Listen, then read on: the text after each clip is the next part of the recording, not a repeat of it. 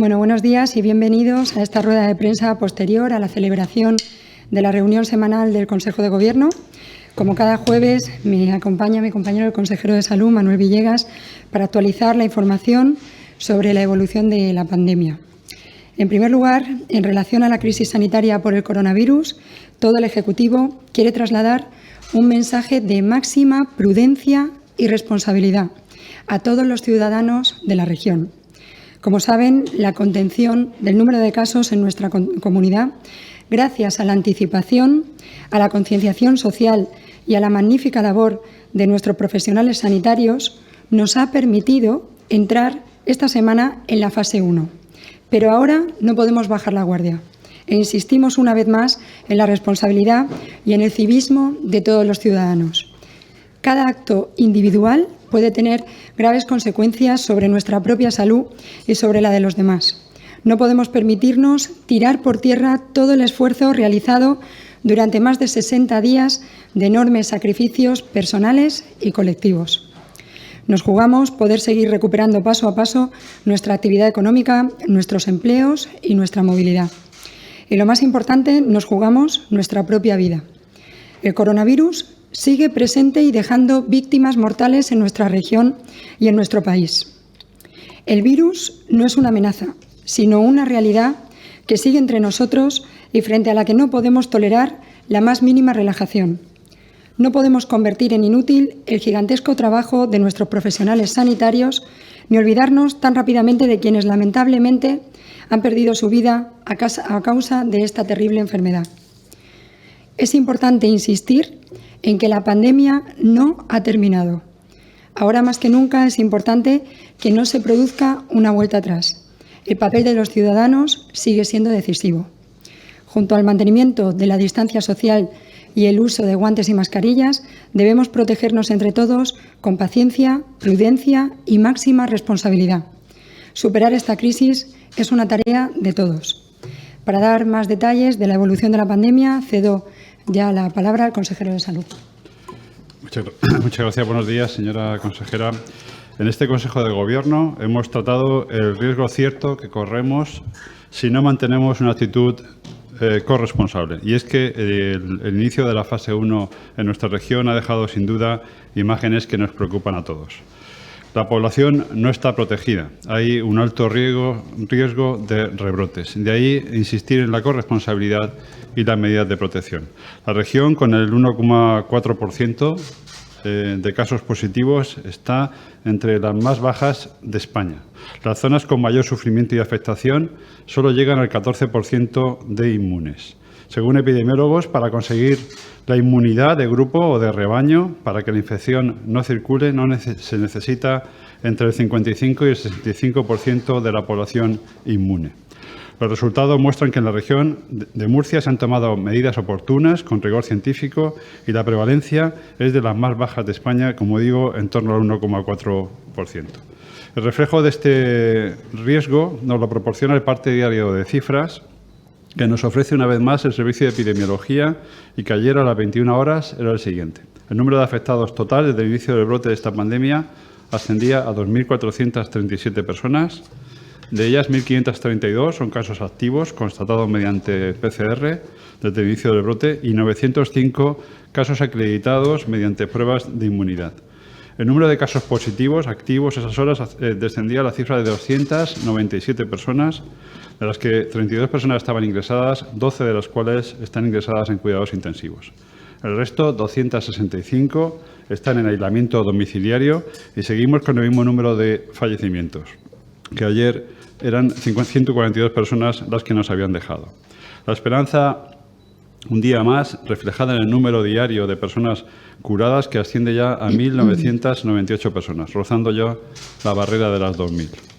La situación en residencias y centros de personas mayores se mantiene estable desde el pasado fin de semana, con 293 residentes afectados, de los que 149 ya han sido dados de alta. Y respecto a los trabajadores de esos centros, el número de contagiados desde el inicio de la pandemia se mantenía en 85, de los que 29 ya se han dado de alta y se han reincorporado a los puestos de trabajo. Y en cuanto al número de centros, siguen siendo 4 las residencias de personas mayores con casos confirmados de residentes por COVID y un centro de personas con discapacidad. Consejera. Muchas gracias, consejero, por el balance que nos ofrece puntualmente desde hace más de 2 meses. Como saben, desde el comienzo de la pandemia, la región de Murcia ha apoyado cualquier decisión del Gobierno central siempre que no se produzca un agravio comparativo, como refleja el injusto reparto del fondo de 16.000 millones de euros no reembolsable. El Gobierno central ha usado hasta 4 criterios diferentes para el reparto de estos fondos entre las comunidades autónomas. Nosotros vamos a proponer un 5.º criterio, que se tenga en cuenta que somos una de las comunidades menos inmunizadas y, por tanto, una de las más vulnerables para contraer el virus ante un rebrote. Esto se debería tener en cuenta en los criterios de reparto. Necesitamos reforzar nuestro sistema sanitario por encima del resto. No podemos consentir que a la región de Murcia se le vuelva a discriminar y no lo vamos a permitir.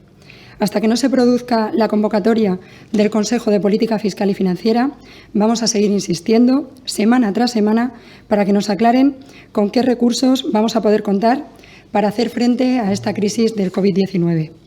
Cualquier cifra por debajo de 500 millones de euros dentro del reparto de esos fondos extraordinarios significará que la región de Murcia ha sido una vez más castigada.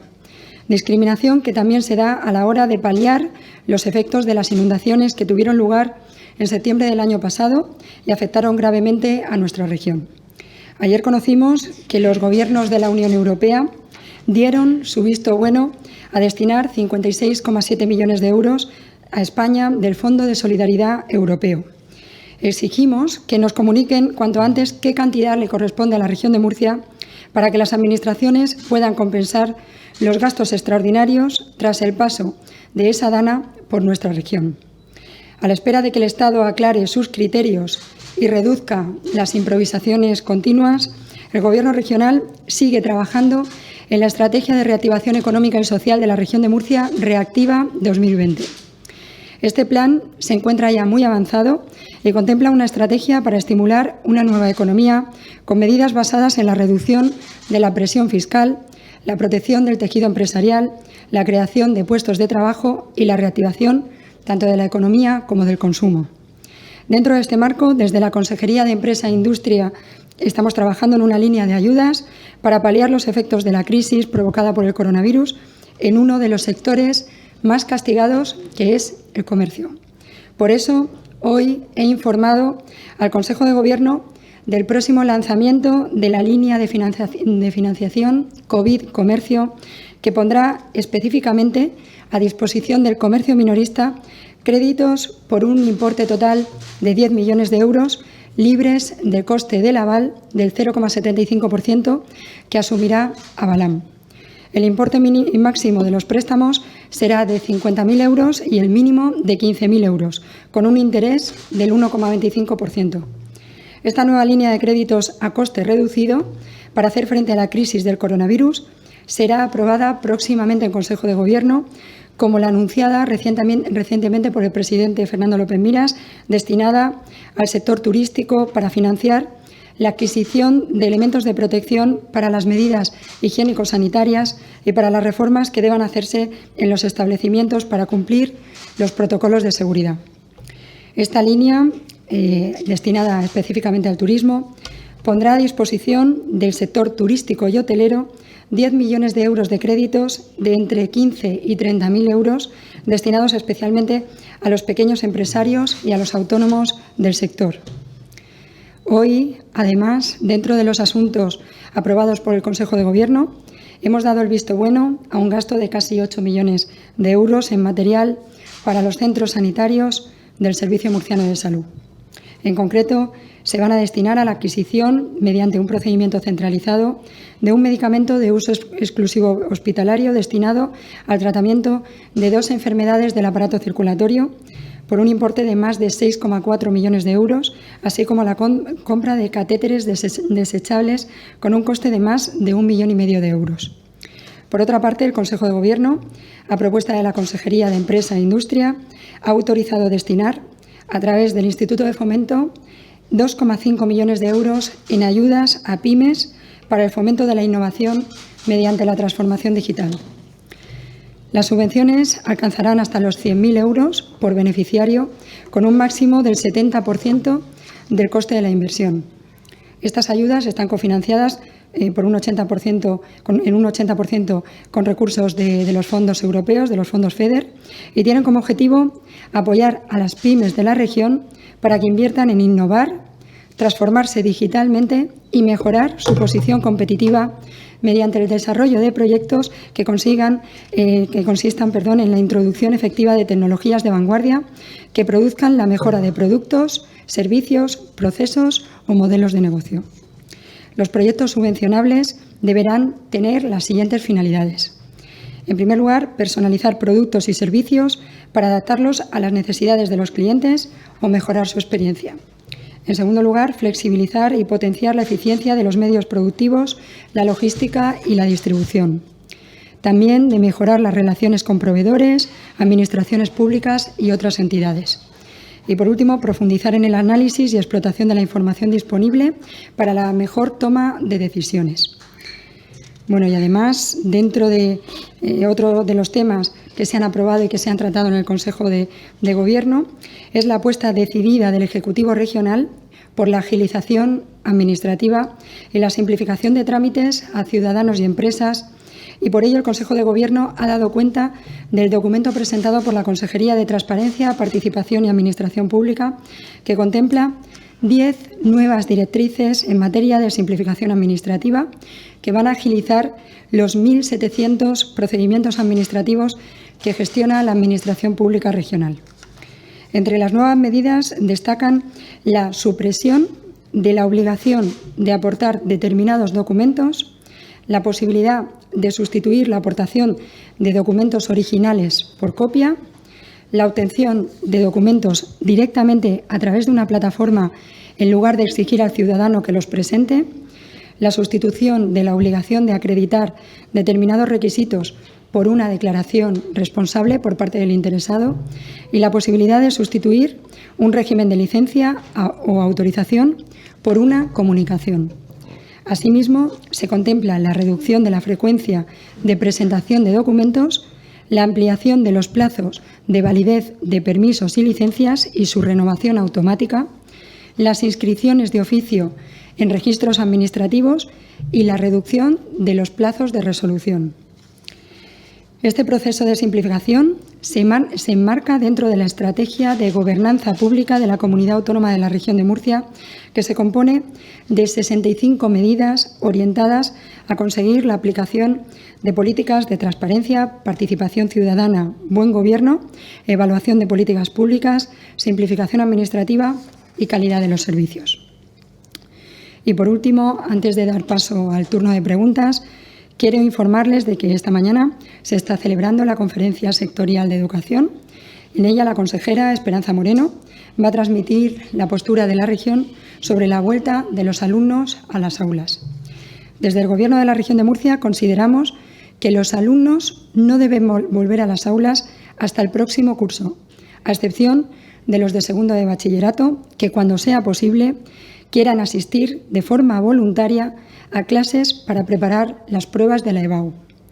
Del resto de asuntos acordados en Consejo de Gobierno, les facilitaremos la información mediante una referencia y quedamos a disposición de los periodistas que nos van a hacer por videoconferencia sus preguntas debido a esta excepcional situación. Muchas gracias. Buenos días, pues damos comienzo ya al turno de preguntas que nos hacen llegar los profesionales de los medios de comunicación que se encuentran conectados por videoconferencia. En primer lugar, tiene la palabra Alberto Soler, de Onda Regional de Murcia. Hola, buenas tardes. Tengo una batería de preguntas. No sé cómo va muy bien la mecánica, si las hago todas de golpe o voy haciendo de cualquier manera, para la consejera portavoz en calidad de tal. La pregunta primera tiene que ver con el decreto de mitigación de los efectos del COVID. Hay organizaciones ecologistas que están hablando de falta de garantías después de esta nueva normativa de falta de garantías medioambientales. Sí, me gustaría saber si... Escucho sí. Un segundo, porque te escuchamos muy bajo, hay que subir un poquito el volumen. Danos unos segundos. Muy bien. Ahora, sí, perfecto. ¿Ahora sí? Sí, perfecto. Bueno, pues la primera pregunta era para la consejera portavoz en su calidad de tal y tiene que ver con el decreto de mitigación de los efectos del COVID. Hay algunas organizaciones ecologistas que han puesto el acento sobre lo que consideran una falta de garantía medioambiental y una cierta desprotección medioambiental. Me gustaría saber si tiene algún comentario que hacer al respecto. En el mismo contexto, y para la misma interlocutora, también le pediría opinión, si es tan amable, de orden de la Fiscalía o la instrucción de la Fiscalía para que la comunidad autónoma se ponga manos a la obra en el concepto de quien contamina paga con respecto al mar menor. Y hay una última cuestión. Parece que competencia de vigilar que se produzcan buenas prácticas agrícolas corresponde a la comunidad autónoma, en cuyo caso pues, no tendría que ponerse manos a la obra. Esas serían las preguntas para la consejera portavoz, a la que agradezco de antemano su referencia, y para el consejero de Salud también tengo una cuestión que se refiere a si estamos especialmente desprotegidos y cómo se encara eso desde el Servicio Público de Salud después de conocido el estudio de prevalencia. Y luego también si hay cifras o datos que permitan conocer si en Murcia también ha ocurrido ese fenómeno de aumento de casos de COVID-19 en niños desde que se les autorizó a dar paseos, con esos 14 días que tenemos de perspectiva. Perdón por lo amplio de las preguntas y estoy dispuesto a repetirlas y a refrescar la memoria si fuera menester. Muchísimas gracias. Bueno, pues referente al decreto ley de medio ambiente que me preguntaba, bueno, pues efectivamente, bueno, aprobamos ese decreto ley en Consejo de Gobierno, ahora lo hemos abierto, el grupo político al que pertenezco lo ha abierto al trámite parlamentario mediante aprobación, mediante un proyecto de ley, pues precisamente pues para dar cobertura a todos los grupos políticos y para enriquecer ese documento. En cualquier caso, nuestra opinión es que es un decreto que cumple con la legislación medioambiental, la Ley 21/2013 de evaluación ambiental. Se trata de agilizar los trámites administrativos. Ahora mismo, como saben, pues el Servicio de Medio Ambiente tiene el otorgamiento de autorizaciones medioambientales, pues tiene una tramitación excesivamente larga en el tiempo, y esto dificulta pues que las empresas puedan llevar a cabo pues puedan invertir en la región, incluso la reactivación de la actividad económica. Nosotros siempre que se cumplan todas las garantías legales, por supuesto, pues vamos a estar conformes y vamos a estar de acuerdo con la agilización administrativa, y más en los momentos en los que estamos viviendo. Y referente a la segunda pregunta, creo recordar que era la solicitud por parte de la Fiscalía, ¿no?, de la información. Bueno, pues por parte de la Consejería de Agricultura me ha sido comunicado que el 14 de abril, hace ya más de un mes, se inició ese expediente de responsabilidad medioambiental, y en ese, que ya llevan trabajando, como digo, desde hace un mes, se solicitó la información a la Confederación Hidrográfica del Segura, y ahora es la Fiscalía la que ha aportado la documentación de todos aquellos agentes que se consideran que han contaminado o que han contribuido a la contaminación del Mar Menor, para que en la Consejería se tenga en cuenta y se incorpore a ese expediente de responsabilidad medioambiental. Así que, por nuestra parte, por parte del Gobierno regional, siempre va a haber una colaboración total y absoluta, no solo con el resto de administraciones, sino también con la Fiscalía, como no podía ser de otra manera, pues para garantizar la protección medioambiental del Mar Menor. De hecho, ayer el consejero Luengo tuvo una reunión con el secretario de Estado de Medio Ambiente, con Hugo Morán, en la que le transmitió, la que le tendió la mano, para trabajar conjuntamente en un protocolo que integre tanto a administraciones locales como a la Administración regional y a la estatal para proteger medioambientalmente el Mar Menor. Y por supuesto, por parte de la Consejería, total colaboración y prioridad en la protección de medioambiental del Mar Menor.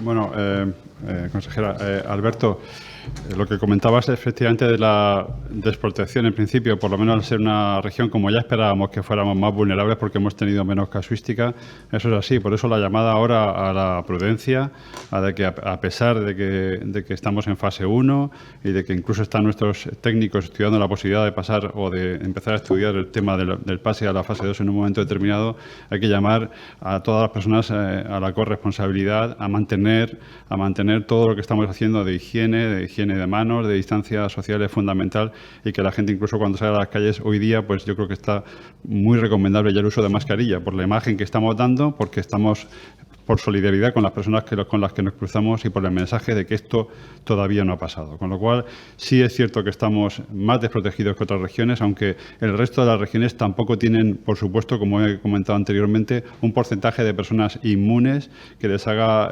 digamos, estar relativamente tranquilos, ni mucho menos. O sea, la región que más, o las ciudades que más personas inmunes están en torno al 14%, perdón, cuando tendrían que multiplicar por 5 prácticamente esas cifras para que estuvieran relativamente tranquilas. Con lo cual, ahora mismo no es motivo ni para estar alegre porque hemos pasado mucho la infección, ni para estar contentos porque somos pocos. Yo creo que hay que mantener la prudencia y corresponsabilidad. Con el tema de los niños, sí es verdad que el Ministerio ha detectado que ha habido un aumento en las cifras desde que se desconfinaron en la población infantil. Nosotros en la región no lo hemos visto. La verdad es verdad que tenemos relativamente pocos casos. Los casos que están saliendo positivos ahora mismo por PCR el día de ayer son generalmente personas que conviven con otros casos que ya habíamos detectado como positivos y algún caso esporádico o puntual en algún tema laboral, generalmente por temas de transporte, que ahora mismo es lo que nos preocupa mucho. Personas que se están dirigiendo al trabajo y que no guardan las medidas que ha marcado el Ministerio y que estamos recomendando en el tema del transporte. Pero son personas fundamentalmente que conviven con otras personas que ya hemos detectado y que eran casos, digamos, diagnosticados. No hemos visto una especial incidencia por ahora en niños. Muy bien, pues muchas gracias, Alberto. Ahora es el turno de Virginia Vadillo, del diario El País. Hola, buenos días, consejero. Buenos días, consejera. Tengo también un par de preguntas para ambos. Por un lado, la consejera portavoz ha hablado sobre la propuesta que va a hacer la Consejería de Educación para que los alumnos no vuelvan a las aulas.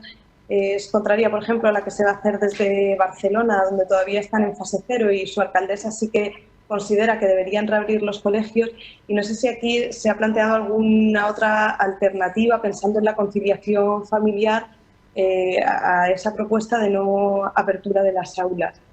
Y después, por otra parte, al consejero de Salud, Manuel Villegas, le quería preguntar sobre esa menor inmunización de la población, si sumado a eso han detectado en estos primeros días de la fase 1 pues comportamientos, no sé, poco responsables o poco cívicos, que me haga una valoración de esos primeros días y si tienen algún temor a que se pudiera volver a la fase 0 por ese tipo de comportamiento. Muchas gracias. Muchas gracias, Virginia. Bueno, pues respecto a la pregunta que me hacías, esta mañana, como he comentado, bueno, pues la consejera de Educación está asistiendo a la conferencia sectorial con la ministra de Educación, y la postura por parte del Gobierno regional es que durante este curso no vuelvan a las aulas los alumnos, salvo, como he dicho, los de segundo de bachillerato, para preparar para esas clases asistir a esas clases de refuerzo de la EBAU. Lo ideal sería, como en todo, no solo en el ámbito de la educación, sino en todos los ámbitos, que el Ministerio estableciera unos criterios homogéneos para todos los ámbitos y todas las comunidades autónomas, y no se produjeran continuas indefiniciones e incoherencias, ¿no? Entonces, ahora mismo, por supuesto, no es lo deseable que una comunidad autónoma tenga un criterio y otra tenga otro. Lo deseable sería pues que hubiera una única directriz, puesto que ahora las competencias recaen durante el estado de alarma, recaen en el Estado, hubiera una única directriz para todas las comunidades autónomas. Así que, por parte del Gobierno regional, esa es nuestra postura, es la postura que vamos a defender siempre basándonos en criterios sanitarios y extremando pues las medidas de prudencia y de precaución, que son las que deben primar en todo momento. Sí, Virginia, yo creo que todo el mundo hemos sido conscientes de algunas imágenes que hemos visto, tanto en televisión como algunas fotos o imágenes que han estado circulando por las redes, de situaciones de imprudencia claramente de algunos sectores o algunos. Yo entiendo que son grupos minoritarios y para eso está la mayoría de la población, la que está haciendo todas las cosas bien, como para llamar la atención a las personas que por su imprudencia pueden poner en riesgo toda la sociedad, ¿no?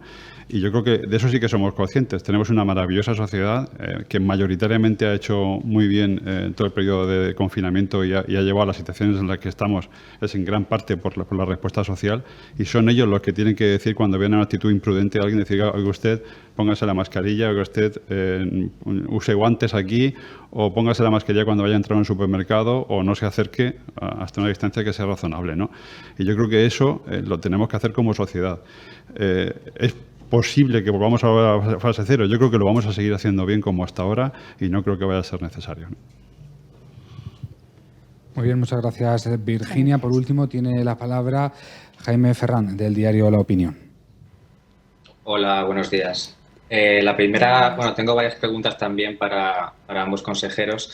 Para el consejero Villegas, ¿es normal que solo se hayan diagnosticado en la región de Murcia 2.000 de los 20.000 posibles que da el estudio de seroprevalencia? Eso por un lado. Y por otro también, el presidente de la comunidad anunció a mediados de abril la contratación de un centenar de profesionales sanitarios para atención primaria. ¿Cuándo va a llegar ese refuerzo? Si quieres, Jaime, decirme... ¿Todas? Sí, o lo que tú prefieras. Vale, Compañero, sí. Sí, lo que decidas. Si quieres contestar.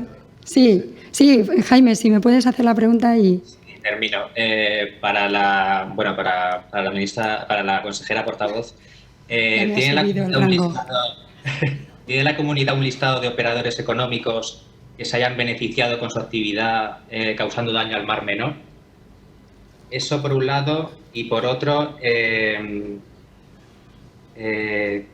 cuánto tiempo tiene previsto enviar la Consejería a la Fiscalía la resolución de los expedientes que correspondan para exigir la responsabilidad ambiental de las personas o empresas que han contaminado el Mar Menor? Gracias.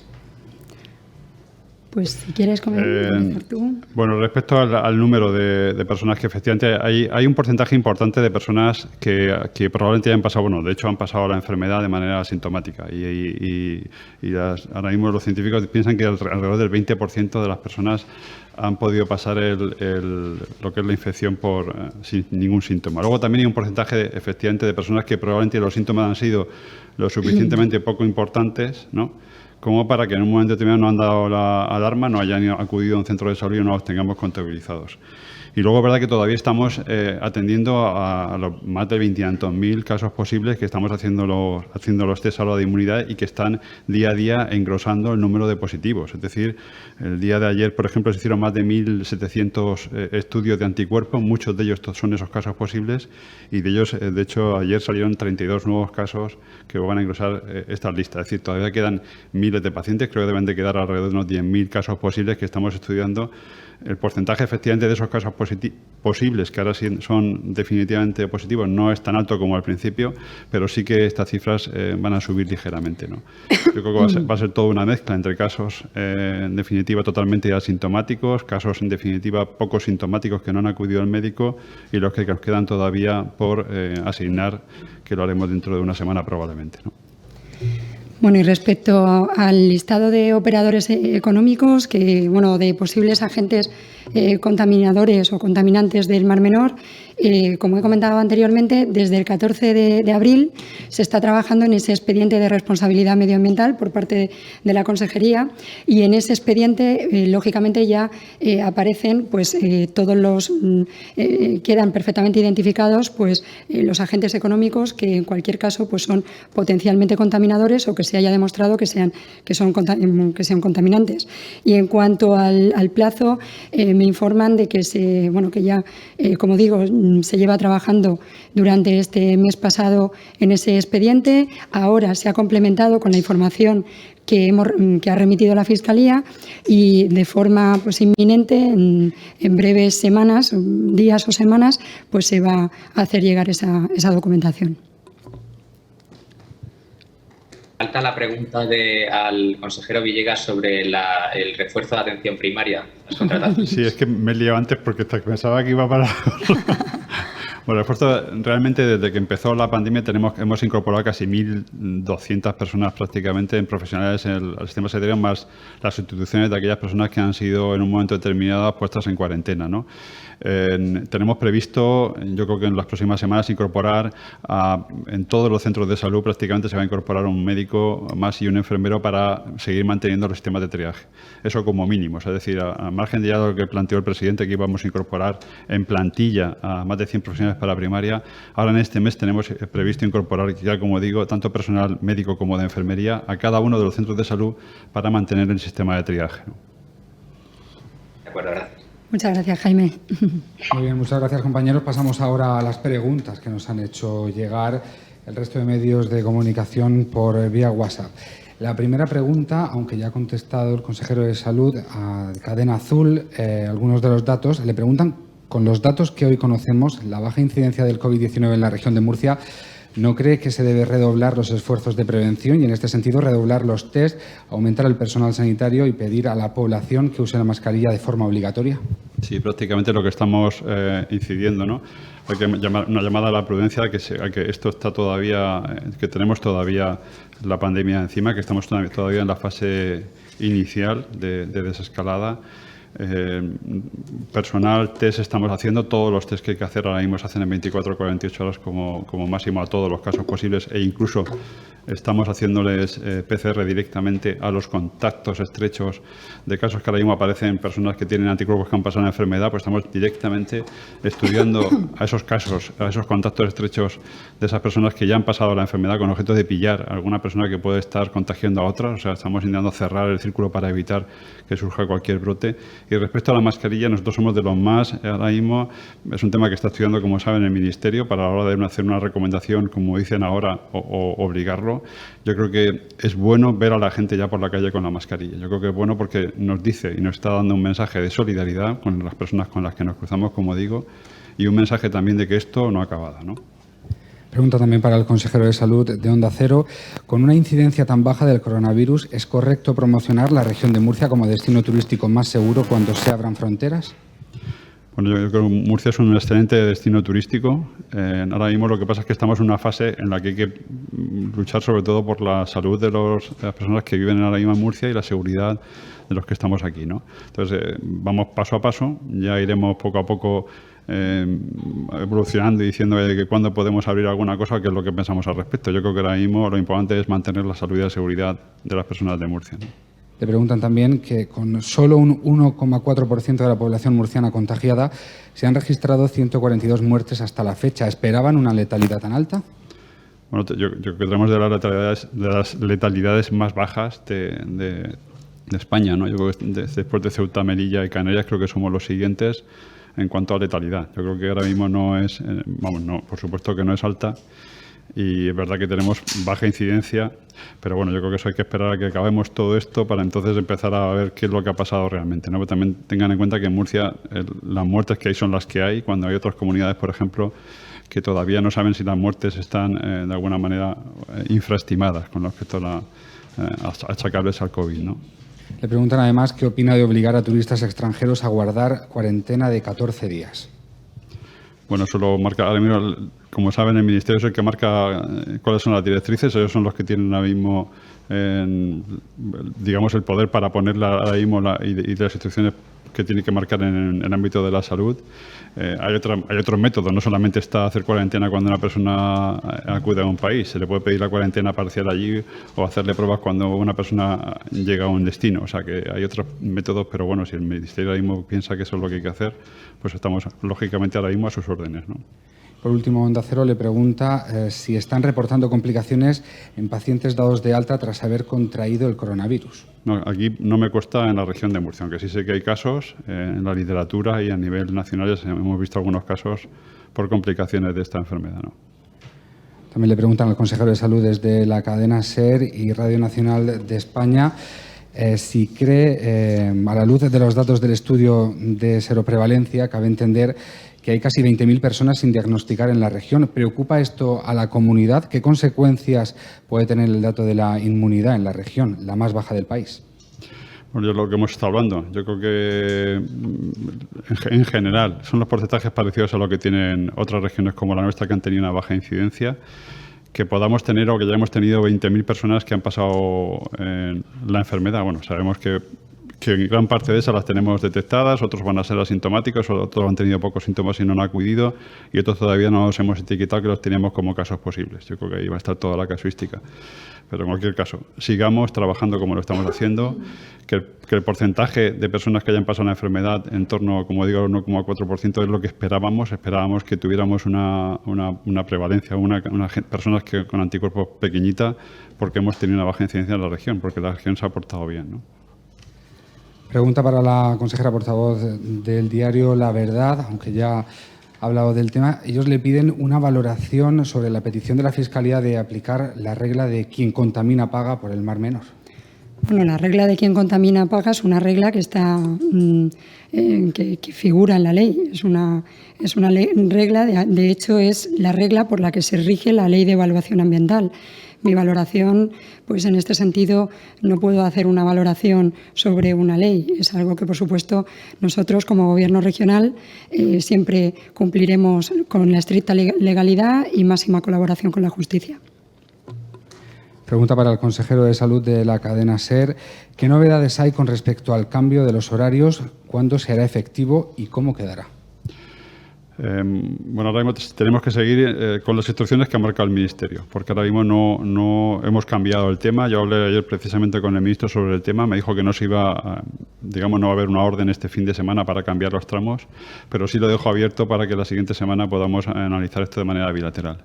Saben que nuestra propuesta es mantener un tramo para tener seguras a las personas más vulnerables y las personas mayores, y que el resto se distribuya a lo largo del día para que no haya tanto descontrol como que pensamos que hay ahora mismo, ¿no? Que ahora mismo hay personas que no entienden muy bien lo de los tramos y personas que están todo el día en la calle incorporándose a cada uno de los grupos posibles. Es decir, por la mañana voy a hacer deporte, luego voy a comprar, luego voy a tomar un café. Entonces, eso no puede ser. O sea, yo creo que tenemos que distribuir la población con cabeza y con prudencia, ¿no? Pregunta también para el consejero de Salud de la agencia EFE. ¿Cree usted que las herramientas del control COVID-19 están todavía verdes en España? En unos días entraremos en la fase 2 y le pregunta si están montados ya bien todas esas herramientas de control del COVID-19 en Murcia. Sí, bueno, yo creo que en España se han hecho bien las cosas desde el punto de vista de cómo abordar una pandemia como esta. Es decir, el aislamiento, todo lo que fue el estado de alarma fue un éxito, y de hecho las curvas empezaron a caer en todas las comunidades autónomas cuando la gente se confinó en casa. Yo creo que las medidas son las adecuadas. No tenemos un tratamiento ahora mismo farmacológico ni nada que podamos hacer salvo el aislamiento y el distanciamiento social, con lo cual las medidas son las oportunas. La otra pregunta, ¿cuál era? Perdón. Sí, si cree usted que las herramientas de control del COVID-19 están todavía verdes, sí. Y ahora que entramos en la fase 2, le preguntaba si se están montando bien todas esas herramientas. Bueno, sí, las herramientas de seguimiento de ahora mismo sí están bien montadas. Nosotros tenemos ahora mismo capacidad para prácticamente diariamente y hora a hora saber si puede haber un brote en un determinado centro de salud, en un determinado municipio, y podemos tomar medidas en un momento determinado en un municipio que aparezca un brote. O sea, sí tenemos mucha capacidad para detectar una situación en la que nos pueda poner en definitiva en alerta, y de hecho es uno de los criterios que marca el Ministerio para poder pasar de fase. O sea, que haya un control estrecho, muy estricto de las posibilidades de detectar y tomar medidas ante la aparición de un posible brote. Bueno, pues todas estas han sido todas las preguntas que nos han llegado para el día de hoy. Muchas gracias. Gracias. Muchísimas gracias. Nos vemos el próximo jueves. Gracias.